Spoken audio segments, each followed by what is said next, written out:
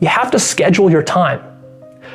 Don't just stuff studying into cracks in your schedule. Your schedule should be built around studying. What does this mean? This means have an exact set time during the day when you start to study. For me, I remember it was about 6 p.m. I would always say to myself, okay, 6 p.m., I get back from school, I rest a little bit, and then at 6 p.m., that's my study time. It starts. How long does it go? Well, that depends on how much assignments and homework I have, but it would go for at least an hour or two, and sometimes it would go for 4 or 5 or 6 hours. And it would start at 6, and you would usually end like around 9 or 10 or after that, and it would vary. But I think what's really important is to have that starting time, 6, no matter what, 6, sit down and study. Open the books, sit down, study. It doesn't have to be 6 for you, just come up with your own time. And you're doing this every single day. What's important about this is that it leads us to the next point, which is you have to get comfortable and you have to slow yourself down in order to study effectively. You can't rush the studying process. And one of the secrets that I use is simply brute force, right? A lot of the issues as a student that I dealt with, the things that I couldn't understand, I just brute forced them through repetition. And this repetition can take time. Also, you have to be patient with yourself. Sometimes you're not going to understand the problem right off the bat. So you just kind of repeat it, mull it over, and that means sometimes it takes you longer. So instead of finishing a quick little math assignment in an hour, it might take you 3 hours. But that's worth it if you calm yourself down, get comfortable, slow yourself down, kind of open yourself to absorbing this information. Right? This is where the love of it comes in. If you don't love it and what you're doing is you're just kind of rush studying through stuff just to learn it, like cramming for an exam, that's just horrible. That's horrible. Because all you're trying to do is you're like a dog jumping through hoops. That's basically what you are when you're doing that. Because you're saying to yourself, well, I got to pass this exam in order to get into college, to get good grades so my parents like me. That's just hoops like a dog you're jumping through. Don't do that. Instead, what you think about is like this.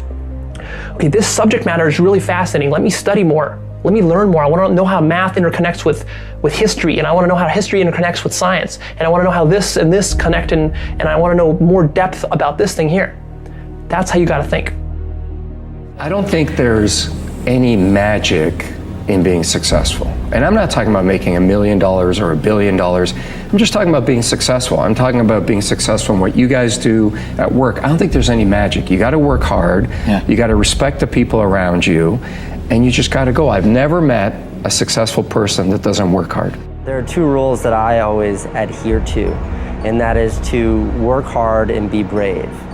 And I think the essence of hard work is one that's pretty straightforward, is that you'll never be the best looking, you'll never be the tallest, most talented, most capable, you'll never have the most money.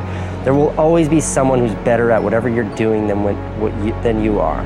But you can always be the hardest working person in the room. And I think the hardest working person will always win. Who must you become in order to create what you want? What has to change about you? What is it that you're doing right now that would be a liability for you? As you begin to look toward the future and take inventory of yourself, what is it about you right now that you've got to leave this behind because this no longer fits? Looking at where you want to go and the kind of person that you must become, the kind of standards that you have for you. What is it that you must do differently? Your mind of all distractions. I used to hold the record for the fastest to memorize a deck of cards in the United States.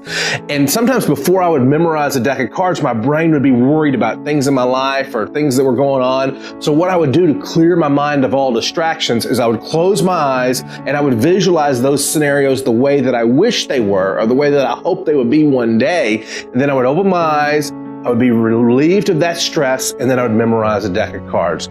Clear your mind of all distractions. Maybe close your eyes and visualize the things the way you wish they could be, and then focus on your studying. Depending upon how well you want to do, particularly if you're starting a company, you need to work super hard. So what does super hard mean? Well, when my brother and I were starting our first company, instead of getting an apartment, we just rented a small office and we slept on the couch. And we showered at the YMCA, and we're so hot up we had just one computer. So the website was up during the day, and I was coding at night, 7 days a week, all the time. And I sort of briefly had a girlfriend in that period, and in order to be with me, she had to sleep in the office. So work hard like every waking hour. That's the thing I would say particularly if you're starting a company. And I mean, if you do simple math, you say like, okay, if somebody else is working 50 hours and you're working 100, you'll get twice as much done in the course of a year as the other company. If you want to learn something faster, you must first and foremost know the connection between what you want to learn and your dream life, your real lifestyle that you want to have.